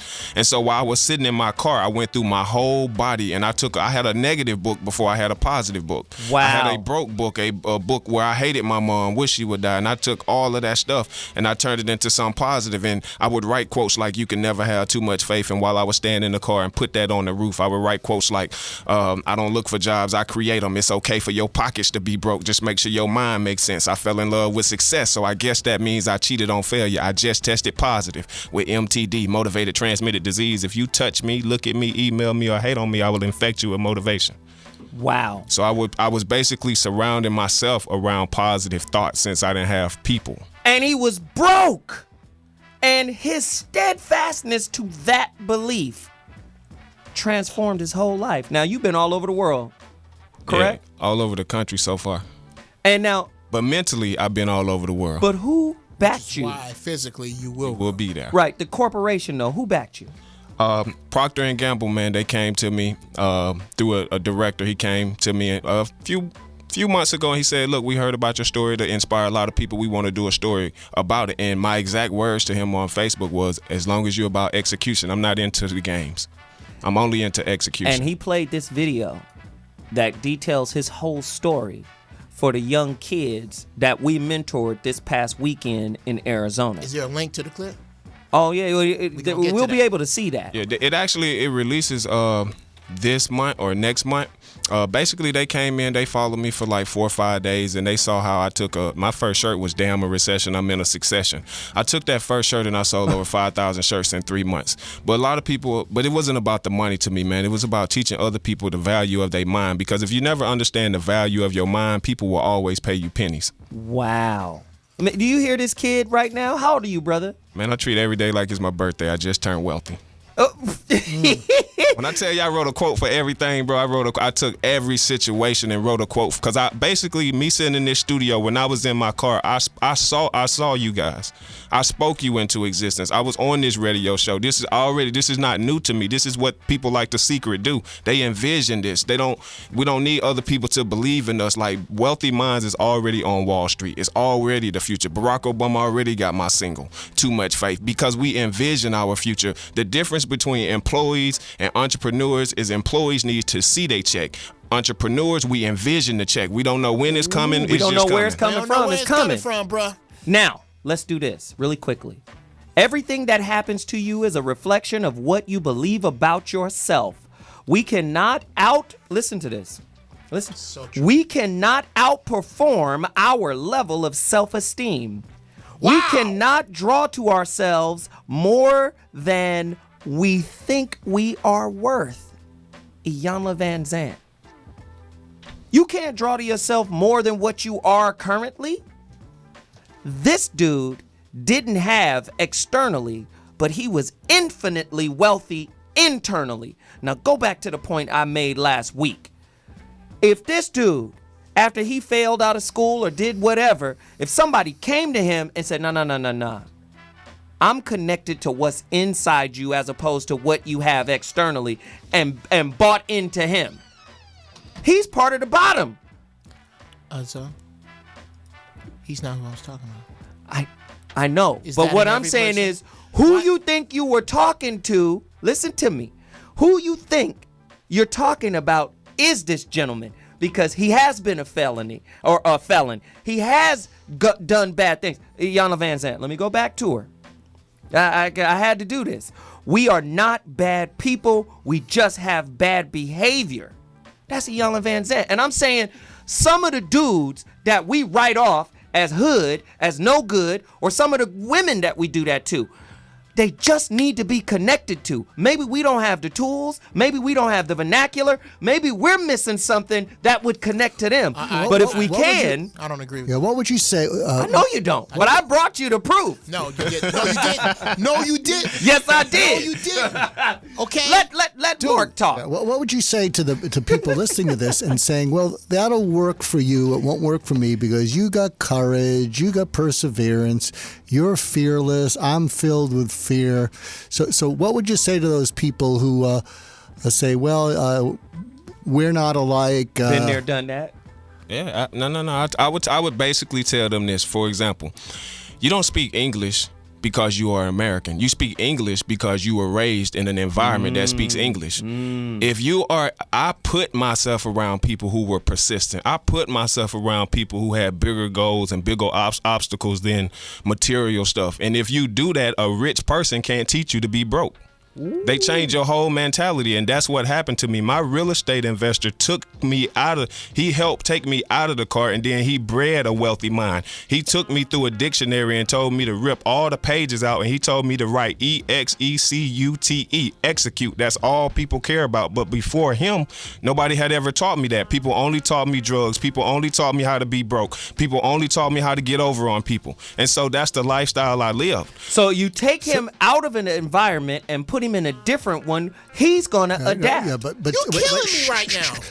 Tell the story of this person who reached in and saw something in you that nobody else saw. There was a moment in which you didn't think he was BSing you, and he saw something. He saw who you could be, and it felt sincere because I think we're going to feel the gratitude come right out of you. What he saw was a person that had energy and passion, but it was applied to the wrong things. Ooh. And he felt as if he taught me to take that energy and apply it elsewhere and still show me how to make money, but legally, then he would teach me. He told me, like my grandmother said, she said, one day, if you ever touch anything positive, you are going to infect a lot of people. Wow. But you selling them drugs, I just can't do that. Wow. And what enabled you to believe him that he really meant it as opposed to feeling he was just someone selling you something? Because at the time, just where I'm from, this dude, he wasn't rich, he was wealthy. He didn't have to spend 2 seconds with me. He didn't have to talk to me. He actually lost money talking to me. Just because he could have had other $1 million making money somewhere else. Right. With me, I couldn't. He taught me real estate. He taught me everything that I know. And just to have, that was the first person that I felt like outside of my grandmother that took on a role that he didn't have to, just to make sure it turned in. To this day, this dude doesn't call me and ask me for one thing. He calls me and he says, I don't want to know. He's a business person. He's just like, I want to know how much money you made because you got to eat. Granted, I love to inspire people, but it's still there's still a business side of it too that he wants me to get down and do what I love to do. I don't want to go to somebody else's job and work on their job and do what they love to do. That's their job. I love to inspire people. I want to be a billionaire with other billionaires, a millionaire with other millionaires. I don't want to be the one millionaire and we go out to eat and everybody's breaking me. That's what he taught me. Wow. If he was listening in right now, what words would you find to thank him? What would you say to him if he was listening in? I'm going to tell you like this. When I left San Jose, when I got on my feet, and you're talking about leaving a wealthy man that had my back. I left his house. Like, when I tell you this dude's house was so big, he brought the outside in a house, like trees and stuff. That's how big it is. Outside was inside. Outside in. Like, he put ponds in the house. Like, I got everything in here but some outside. When I left there, I told him that I would not call him ever again unless I made it. When I called him, when Wealthy Minds got that documentary picked up by Procter & Gamble, wow, and my video, Too Much Faith, got over 500,000 views in 3 weeks, I called him and I said, we made it. Like, I could feel that that's all he wanted me to do. And you saying we made it, that is the thanks to him. That was my thanks, just because when I left San Jose, he was like, you're going to leave from being helped to going back to, because I came here to intern. So in his mind, it was backwards. But I said, look what I did for your business and how much I help your business. And I'm not passionate about real estate. Imagine what I'll do behind my passion. Wow. I said, let me go do what I love to do. And I promise, if I don't make it, I won't call you. But when I make it, it took me 3-4 years. I called him like a few months ago, and I told him we made it a few months ago. Wow. Now, what did he say? Oh man, he knew I was gonna make it, man. Like, to me, you know who executors are. You know, I'm only into execution. If you talk to anybody that works with me, they'll tell you, like, that's what I do. I execute, and that's all people care about. They don't care about your mama being sick. My mama had screws in her leg like Superman had in his head. My dad was in a coma. You know, I done put a gun to my head, pulled the trigger twice. Everything you can think of, I done it to leave this world. But my mind was so powerful that I didn't understand the value of it. And so I say all of that nobody cares about your excuses. Just execute. But see, let me come back to my point. What about Chief Keef? What about him? This hood kid, all type of murder and suspicion and ignorance, but he wouldn't be in his position if there wasn't something in him. And I got homeboys that were gangbangers. I got a homeboy from Pasadena. He's a reverend now. I ain't gonna put his name out there. He's a reverend now. He was a part of the PDL Blood Gang, Pasadena, Denver Lane. We probably talking about the same dude. Right? I ain't gonna put his name out there. Put him out there, but yeah. But the dude told me years ago how he was able to gather, listen to this, man, the dark energy to go out and kill. He said, man, I pray to the devil now. because that's how I build up this energy to take a life. Now go back to what Dr. Mark said about how people feel immediately after they kill someone. They want to kill themselves. Right, because that's a monumentally spiritual thing to do, is to take another human life. This dude told me in order to cope, he had to pray to the devil. Okay. But guess what had happened to him? As he got older, as he went to prison, as he had to go through all type of trial and tribulation that actually transformed him from the inside out, he saw the error of his ways. He went through what the doc spoke of when he felt like he wanted to take his own life because of the atrocities he's committed against somebody else. I'm saying, if we infect our hope, our belief, our support in those that we think are not worth it, we can change some of those people too. I'm just saying. Jeff Brown, go. What you basically described in a generic fashion is the exact same story of El-Haj Malik Shabazz. I'm generic now? No. That, no, I'm just playing. That particular story. That's Malcolm X's story. Right. How many Malcolm X's are we turning our back on? Okay. Chief Keef could be Malcolm X. You know what? I'm going to need 30 uninterrupted seconds. Okay, if I can get that. There you go. This I'm cat, over here. This cat right here is light years from what I am describing purely because of his seed and his belief in it. There are people, you can't sell me on how beautiful black people are or how beautiful the hood is. Even the ugly ones. Even the ugly ones. What you cannot also sell me on is that there are some inherently unreachable bad people. I have seen them. Yes, I have been I in agree. their presence. I agree. These people do not have what this brother has. And I am not trying to reach them. Or we can't see it. Okay, well, we can't see it. How about that? Okay, well, in the interest of its sight, in the interest of their future, if I were made emperor, you need to find your light. Because if you do not find your light by this date, we are going to gather. We're going to kill you. We're going to gather you and march your monkey asses to the edge of the earth and kick you off. But what I'm saying is, hold on, so that there is room to cultivate, to gather, to be with, to inspire cats like that. But what I'm saying is, before his seed buds, before it blossoms, and you send out the Inquisition of Nigritude, where we're knocking on the door, the Nigritude Inquisition. Free ribs. I'm saying, do it. The Nigritude Inquisition. Yes, Nigritude Inquisition coming through. So ice cream truck coming through the hood, playing Waka Flocka. Free ribs. Free 4-finger rings. And they running out. Gold fronts. LeBrons, all free. Jordan 13s. I'm going to gather you up. But I'm going to get back to our guest, though, because there was a point at which you decided, because you were so far down, you could have gotten even from an angry place or gotten ahead and moved through it. So any memories about any turning points when you said... Absolutely. So talk about that turning point, because a lot of people say, heck with it, I'm going to get even. The world doesn't care about me. I'm not going to care about it. And more than that, I'm going to retaliate. So what happened to you? The turning point for me was when I was on the Bay Bridge, and I could see I have never been out of the South. I didn't even know if I was in the Atlantic Ocean or the Pacific. And when I looked in the ocean, it was a photographer out there, and he said, "Man, you know that's the Pacific." But I didn't know that. I just said it was a big lake, because that's all I knew where I'm from. And when I saw all that water, most people saw water, I saw opportunity. Wow. And I said, if God, on day 14, I started believing in God. I went my whole life, and because I came from such a negative background, like Zoe said earlier, growing up as a child, my grandmother would pray, but we always lived in the house with no light. So it was like no God exists to me. Come on, man. Because I needed instant gratification. And Dude, this dude is me. To me, prayer came later. This dude is me.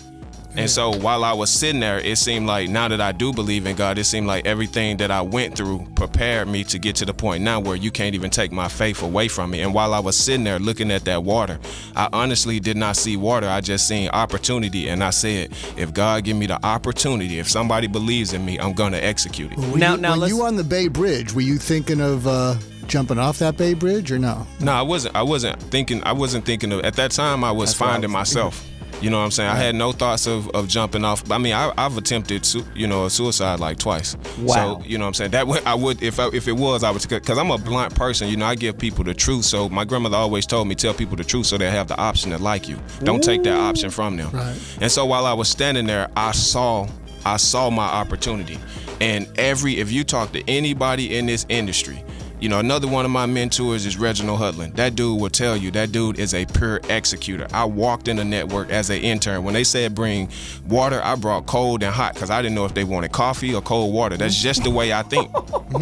And that person will tell you I had no doubts that kid would succeed, because when you execute, it doesn't matter. Like you'll bring the right people around you, which you'll bring quality people around you, and the quantity will disappear. Now, you don't want the fake people. Burn off. You know what's so beautiful about this whole situation? See, look at this guy's story. Look at where he's coming from. Look at his dynamic. Then what happens if you throw a relationship on top of that with somebody?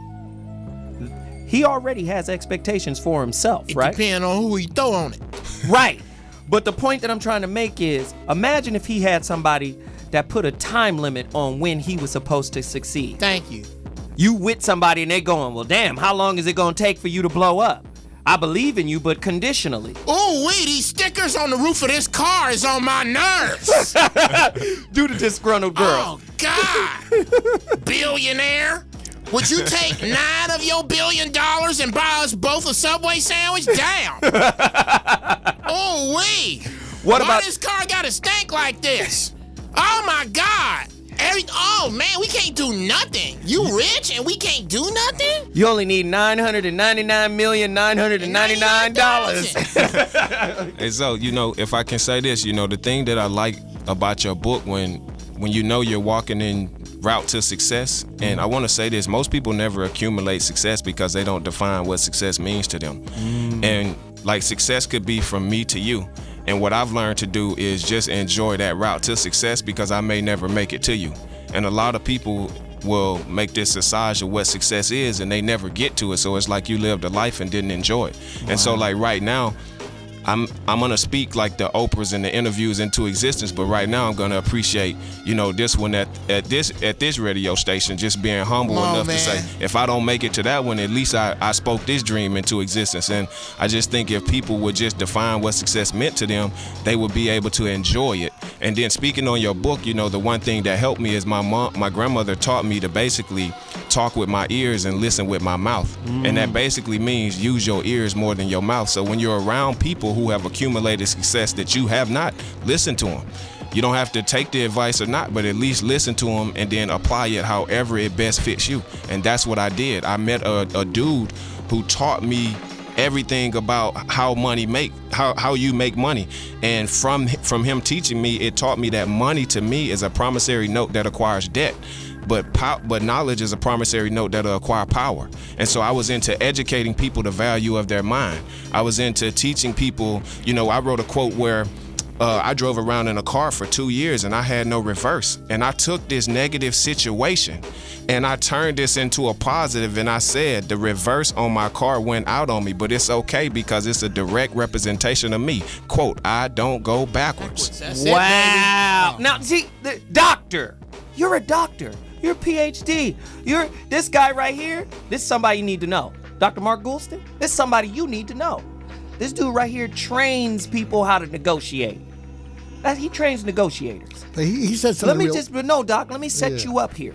Okay. This is what I need. In looking at this young man, I know you assess people because people talk about you online, Doc. Move out the way. Let me see, Doc. They talk about you. Uh-oh. They love the way you're looking at Geoff. They laugh at it. Go, look at the way the doctor is looking at Geoff. Like he gonna throw a net over his head. Right. They and love hit him in the neck with some morphine. Right. They love the way you're looking at us because it's not the doc is looking through you. That's what I love about the doc. He is looking beyond your words. He's reading the body language. What do you see when you see that kid over there? What are you seeing, Doc? You know, I see that you have that a lot of people don't have. A lot of people, they race ahead of themselves and say, well, nothing's going to change in the future, so I'm not going to try. So they have this negative thing. Well, why try? So are you speaking to my ex-girlfriend? Oh, go deeper, Doc. No. But I think the biggest negative thing, and that's why a lot of people won't know that the journey of life begins with one step. They will race ahead and say, well, I'm not going to be happy. I'm not going to find a relationship. I'm never going to have a job. So why try what I'm doing today? So you've been able to say all you got is today. And if you focus on executing today and let go of being attached to that thing in the future will happen, and you live that, whereas so many other people live where they project, it's not going to happen, I'm not going to do anything. Do you follow what I'm saying? Oh, absolutely. Say more if that fits you at all. Oh, man, you have no idea, brother, how happy I am to be here. Really? I'm not even just happy because happy is temporary to me. I'm joyful. Joyful is forever. Like, no matter what I have or what I don't have, I'm going to always be joyful. And, like, I really appreciate, just being able to speak with, like, people with Zoe and to even bring me into an atmosphere like this. Like, you have to realize, like, when I was sitting in a car, I really spoke this into existence. I took my mentality and I said, one day, when that dude said, one day, you're going to be a speaker, man, because you have the passion. Like, when somebody shows, it exudes you. And I was so passionate that I was passionate about negative stuff. He said, I'm going to take that and put that on positive stuff. And then I would just write quotes like, I don't even believe negative people exist, but maybe that's because I don't hang with them. Okay, I want to tell you, I hear a calling that's calling out to you. So I'm gonna be the word. Yeah, you need to make T-shirts. You need to make T-shirts. Wait, let the doc go. I see T-shirts and zigzags. Like, if you could put this positivity on the back of zigzags, see him I can get high around. You, I don't know, but dude, I don't know. Okay, the Lord gonna bless me too, and at some point, I'm gonna pay you $100,000. Just hang out with me while I'm high and just talk. Tell me some of this inspirational stuff. Just open your book and talk while I'm high. Go ahead. I'm sorry. Go ahead, Doc. I sometimes see people's brands, so I got a brand for you. I mean, you got to. But when I see you, I see the world is saying to you, "Can you let people know that anything's possible? Can you be our spokesperson?" And I think there's a calling towards you that says, and from the people that really don't think it's true, they look at you and say, is anything possible? And I could see that you could look out into the world and say, damn straight. Wow. Let me tell you one thing that has tremendously helped my clothing brand. I created a Wealthy Minds dream wall from when I was sitting in the car. When Zoe was telling you I would put the quotes on around the roof. Like, if you get in my truck now, you'll see the pins in the car from where the quotes were. The boy got the car back. If you walk into my house now, we created a dream wall in my personal house where people come from Peru, Africa, all over the world, and they write their dreams and they put it on the wall. And I understand a lot of people will say they live their dreams, but there's a lot of people in the world that never make it to living. They have to have the passion to believe. And so I started with, most people need to be careful what they speak, because most people are speaking brokenness into existence. So I wanted to let people come to my house and write their dreams on that wall and just let them know that speaking your dream into existence is only a small percentage of actually taking that idea and executing it. Right. But I need you to formulate the idea and tell me what is success to you. How can I help you get that? And if it's just, if you want to get a phantom, if a car, if that's your dream, you deserve every bit of it to come true. Who am I to tell you that dream shouldn't come true? You know, my dream is to infect over 1 billion people with success, motivation, and wealth, and encourage them to develop wealthy minds and speak their dreams into existence. That's my dream.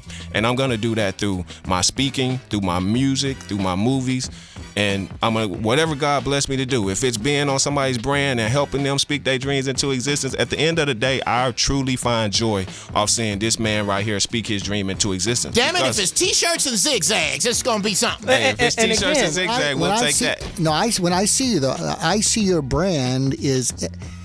anything's possible. Your brand is hope, which is different than wealth. Which wealth is great, wealthy minds is great, but I think you have a much bigger calling, which is anything's possible. I think that's how you show up. And by the way, if one of the things is wealth, change the world, you can do any of that stuff. But as I experience you in the room, I don't see you. You want to get rich. I see you embody. There's hope for everybody, and I'm here to help you find that. And you know what's amazing? This kid right here, full circle. This guy is the rebel with a cause. And he is rebellion because most people have made mediocrity and hopelessness the norm. They've made it okay. Safety. This dude is risk. On the real? I'm telling you, when we spoke to these people, y'all know I go in the room, I light it up.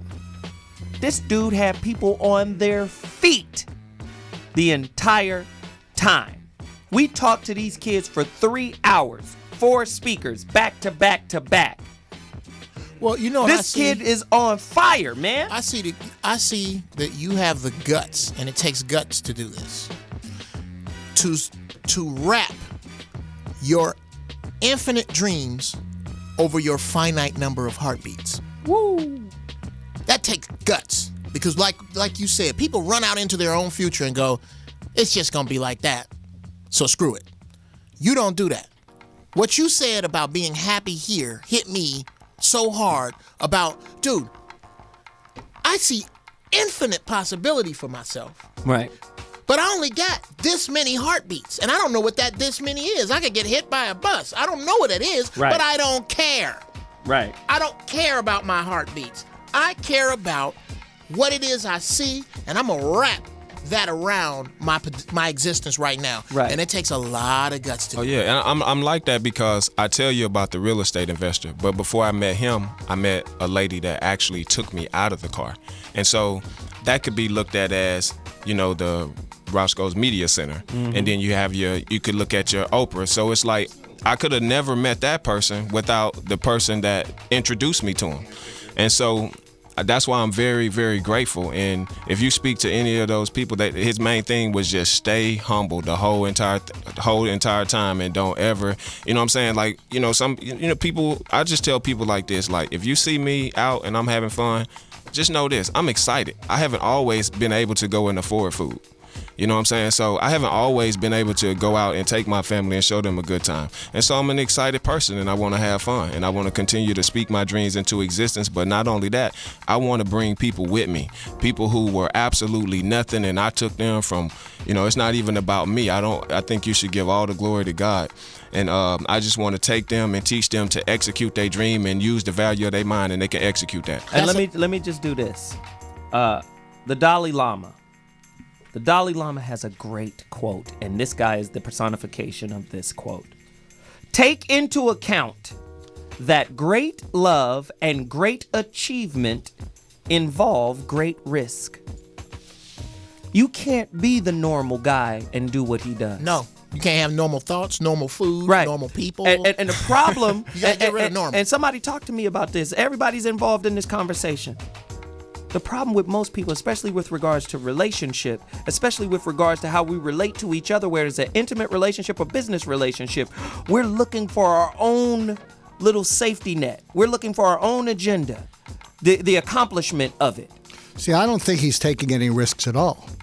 I don't either. No, I think what it is you see something clearly that you never saw before, so you just follow what you're seeing, and it's clear, and it filters out all the other stuff that you're not going to focus on. So something is drawing you, and I think if you can help people to see clearly into their future, I think that's a huge gift that you could give mankind, because a lot of people can't see past their nose. But I'm not saying you're not a risk taker, but I think there's a clarity that has come upon you, and you just make your way in the world towards that clarity. Exactly. I'm like I said earlier, a lot of people have eyes and they can see, but not everybody has vision. And I'm just one of those people that I have vision to speak what I want into existence. That's exactly what we say. You know what I see on this cat, and I don't quote the Bible often, but what you have is the favor of David. Okay, David. Okay. Do you want me to pass the basket? No, because sure? I don't dig that playbook. Reverend Durag. I don't dig. I like that. I don't dig that playbook, but I can preach it. Okay. You have the great fortune of being in a position to where you had to see and deal with the undeniable naked hand of God. When so many people aren't brought to God's a precipice. hand is naked. God, yeah. When God's hand is naked, ain't no religion on it. Ain't no First Sunday on it. Ain't no collection plate on it. No Look here, dogma. Lord, I'm sitting here in this car and I'm hungry. Now, if you God, make it happen. make it happen. And somebody order a pizza. Somebody, yeah. I got too many pizzas. People don't get enough of that, and they don't trust enough of that. And that's why when you see something at this point in your life, you know you've seen God show up. A lot of people are in positions where they kind of diffuse God with coincidence, and they diffuse God with, I got some money. Once you've been down and really, really pray and see God show up and really understand that that's him, it's real tough to go the other way. Okay, so listen, this is my dilemma right now. What's your dilemma right now? I want to continue this conversation. Can I sip my pit bull? But I have a terrible story that I have to throw your way. Okay. Should I do the sound? You gotta do an Asian man's voice. Okay. This is gonna be terrible. But before I do that, what I want to do is throw it to the brother, Billionaire. Where can they find you? Where can they get your stuff? As a matter of fact, take a look at his shirt right now. He's wearing one of the shirts. He gave me a shirt here. But what does this shirt say? I want them to be able to see that shirt. And where can they go buy these shirts? Man, I'm going to put my kid in this shirt. My son's going to go to school. I already bought the hat from him. But my son's going to go to school and see this in this shirt. I speak dreams into existence. He got shirts for girls. He got all type of flyness like that. And the dude been all over the country from being homeless. And his mission is to infect 1 billion people with what? My mission is to infect over 1 billion people with success, motivation, and wealth, and encourage you to speak your dream into existence and develop a wealthy mind. Meaning, understand the value of your mind and don't never put your dreams in another person's hand, because they'll never care about it like you. Wow. That's it. So, website really quickly. Where can they find you, brother? WealthyMindsClothing.com. If you type that in, it will motivate you. Twitter. Where can they find you, brother? At Billionaire P.A. And don't follow me, be a leader. Wow. Where is your Facebook, pimp? Facebook is Wealthy Minds and Speak Your Dreams into Existence. I want everybody to connect with this dude. Period. Absolutely. Oh man. Be infected by him so his infection can kill your hater antibodies. Hey, so if it's okay, man, my new single just came out, Too Much Faith by Wealthy Minds, which came from the quote, you can never have too much faith. We just released it 3 weeks ago and it got like over 500,000 views in 3 weeks. So everybody, if you could just support that, man. If you look at it, I just wanted to inspire those kids that's in that video that I mentor. Right now I mentor over like 50,000 kids from all the schools that I speak in, and it's going to continue to grow. I'm hands-on with them, and one thing that we will do is execute, whether one person or two people help us or not. We're going to get these dreams. And dude, I'm telling you, I'm a witness to it. You know what was so cold about this kid? I'm watching him do his thing. I'm done. I did my thing. I'm watching him do his thing, and he's incorporating me in his thing. In his thing, yeah. Yeah. You lighting your cigarette on his sleeve because he on fire. I'm sitting in the back like I'm through. I did what I needed to do, and he keep mentioning me. And so Williams just said, and whoop whoop whoop.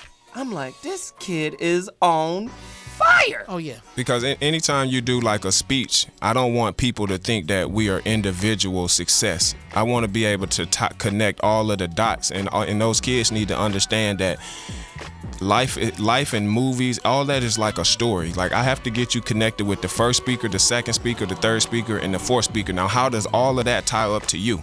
And then I go through what each speaker says. I don't write quotes. I listen well, and then I'm able to write my speeches from the people who go before me. And then like Zoe said, we were speaking about relationship, and he mentioned don't date an idea. And most people, dreams never come true because they're just ideas. They never know how to turn them into reality or execute them. And so and then the other guy, his company was tied to greatness, and I was able to say, most people better tie themselves up to greatness or failure will choke you.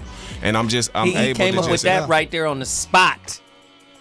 That was Johnny on the spot. And then the other guy, Ryan, he spoke about, financial literacy, and a lot of people, they don't have money in their pockets. And what I want them to know is it's okay for your pockets to be broke. Just make sure your mind makes sense. Whoa, man. That's it, brother. Come on now. All wealth is intelligent decision in a straight line over a given period of time. But you know what? People misunderstand wealth too. Wealth is joy. And you ain't got to have a pocket full of money, because there's a lot of people with a pocket full of money and unhappy. Yeah. You understand there's different kinds of currency. And we've put too much emphasis on the kind that folds in your pocket than the kind that enfolds in your heart. Most people's love, it don't unfold. It's conditional. And if you don't meet a particular benchmark, you now unhappy with that person without understanding that you put the ceiling on your capacity to love. Wow. Most people don't understand that. Doc, what do you have to say, man? What I like most about you, man, is you're very comfortable in your own skin. Right? And there are so many people in the world who would give anything to be comfortable in their own skin. So if people have a chance to hear you, they should race to hear you, because so many people just aren't comfortable in their own skin. And so they're lost in the world and they're lost inside. And I think you could show them the way. And I thank you so much. I really appreciate it. I want to say this to Zoe real quick, because I want people to understand that it is not money that has gotten me to the point of where I am. It is the value of relationships. And without Zoe inviting me here, I would not be at this studio. So I just want to thank him and you guys for having me to come in here. But I really stress on formulate relationships. Relationships. Do not get caught up in money. You understand that? Let me just say, we have very limited time. I was going to do another story. I'll just save it for next week when Chuck Doe comes back. I want to see her uncomfortability when she reads it. So I'll wait. She should have been here for this. No, for real. Hey, listen. The purpose of this show is to entertain, is to enlighten, is to make you laugh, is to make you think. If she ain't going to give Jesus none, she should, She's definitely give him some. Baby Malcolm should get some. Ladies, he deserves some. Okay? Light-skin, freckles, mohawk, and all. Y'all see you need to be making babies with a cat like that. Because you're going to make a junior one of them. I'm just saying. Okay. I'm just saying. The dude learned from his pain. Stop screwing horrible dudes. That's what I'm saying. Oh, Jesus. But let me just say, this is the purpose of this show. Zoe what? Zoe, what's happening in your life? How can we be of service? This is the talk show that listens. I want to bring guests on like this young man so that you may be able to experience that there is hope. Did you hear what the doc said? This dude is a harbinger of hope. Yes. And that is worth more than having a pocket full of money and a cavernous hole, a cave for a heart. Do you understand? This brother inspires me. That's why I brought him on. And I want to inspire you. I want to change your life. That's the purpose of having a platform like this. Bringing hope to your cavernous hole. So with that said, text me, ZO, to 90210. Put 90210 in the number space and text Zoe in the message space, and you'll get my information. I want you to follow this young man. This is an example of how you come from the bottom, you come from hell. You meet your floor, and then you bounce up. Because when you hit the floor, there's only one place to go. Up. Where can they find you, Geoff Brown? At GB Funny Style. Facebook, Geoff Brown. Comedian Geoff Brown. Just Google it. I'm available for children's parties, wakes. No. I will rock a wake. Not for children parties. Children party? I got a children party show. Give me your best child joke right now. I can't. It's dirty. That's what I mean. You gonna tell the okay? Smell your finger, little boy. That's what you got. Is that what you got for us? Anyway, Mark Goulston. Don't forget, gotta get this man's book. Email Mark Goulston. We already gave out the email address. I'll give it out again if I can find it. It's on one. Here it is. Mark M. Goulston at markgoulston.com. Goulston is spelled Goulston. M. Goulston at markgoulston.com. If you email him, you're going to get the 5-page executive summary of his book for free. This is what they were selling in the Sky Mall. I saw him promoting it. I said, I got to call my homie and let him know. Mark, what's your website again? Well, you spelled it out. markgoulston.com, markgoulston.com. Come visit. Throw in your email there. I have a newsletter. If you like kind of what I say here, you'll hear more of it. And I'm telling you right now, I'm about to change the world. Come February 23rd, my new book, The Relationship Dismount. How to Stick the Landing. Love that title. When you're trying to let go of somebody, when you're trying to break up with somebody, how do you stick the landing? You know, the landing is most important. I don't want you to bring all of this relationship debris with you. Come on in the office. Bring your playbook. So let me just say, we got to go, but I appreciate you all, and I'll see you next week. Deuces! So what? We out.